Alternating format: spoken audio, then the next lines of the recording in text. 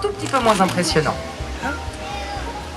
Alors je vais vous présenter un petit peu les membres de cette famille qui ont, je vous l'ai dit, fait la fierté de l'année 2007-2008 à Beauval.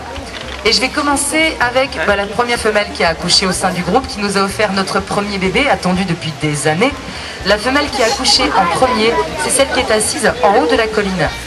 Ça, qui est en train de se diriger là vers sa carotte, c'est Kabinda, dite Kaby pour nous.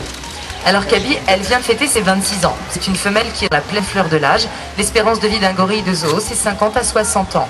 Moitié moins dans la nature. Toujours. Kabinda a eu 4 petits, elle a 26 ans et elle est en pleine forme.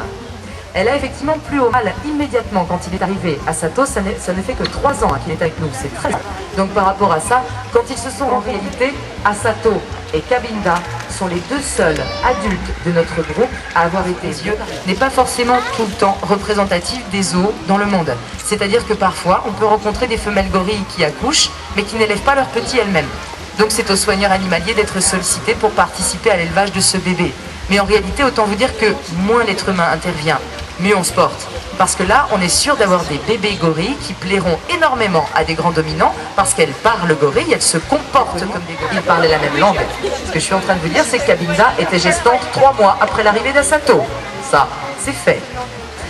Donc nous on était contents, parce que c'est vrai que du coup on a fêté notre première naissance et la petite machine à bêtises qui a son autonomie, et vous la verrez, elle est toujours très sûre d'elle, très autonome. Il peut parfois lui arriver de se retrouver là énormément d'assurance parce que c'est la fille du dominant, évidemment, mais c'est aussi la fille de la femelle favorite du grand mâle dominant.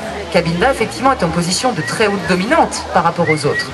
Donc ça veut dire que dans quelques années, nous on en rigole avec mes collègues. Parce que quand les petites femelles gorilles, elles ont, on souhaite bon courage aux soigneurs animaliers qui vont s'en occuper, parce qu'à mon avis, elle va les occuper quelques soirs d'hiver, sans aucun problème. Donc pour la reconnaître qu'elle a au sein du groupe, vous verrez, c'est très facile. Non seulement c'est notre premier bébé gorille à Beauval, mais en plus c'est une femelle, et troisièmement, elle est née avec la belle. Là, la petite puce qui l'accompagne s'appelle Mayombe. Mayombe est née au mois d'octobre 2007. C'est petit un bébé gorille, c'est tout à fait normal. En fait, c'est vrai que les gens généralement sont surpris de la taille d'un bébé gorille, mais ça ne vous rappelle rien le fait qu'il faille attendre l'adolescence pour avoir des enfants à taille adulte. Au niveau de règne animalier de manière générale, ça n'est pas représentatif d'une croissance normale. En fait, nous et tous les grands singes, on a une croissance très très lente. Quand on y réfléchit, un petit carnivore. Comment se fait-il que la nature nous ait donné une croissance aussi lente à nous et à tous les grands singes de manière générale? Parce que nous avons un très gros cerveau. Et qu'un outil de cette taille-là, pour nous, ils vont nous apprendre à devenir un être humain avec toutes ses capacités intellectuelles.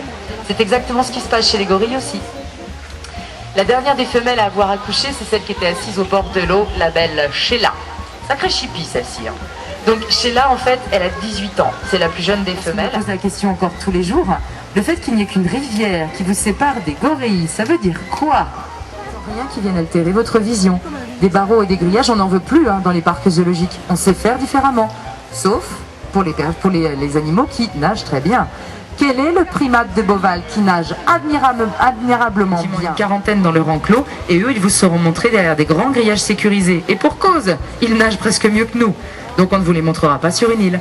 Soyez observateurs. Vous allez voir, c'est pas bien compliqué, et ça peut vous changer la visite. On a un œil neuf par rapport à ça. Je vous laisse en profiter, surtout avec la belle Inge, ma douce. Donc avec la jolie petite Mayombe qui est en train de prendre des poils blonds sur le haut de la tête. Ça aussi, ça vous permettra de la reconnaître. Les autres bébés sont tout noirs. Non, elle, Mayombe, elle est blonde. Donc je vous laisse en... C'est là, midi 27. On va peut-être aller manger. Peut-être aller manger, non?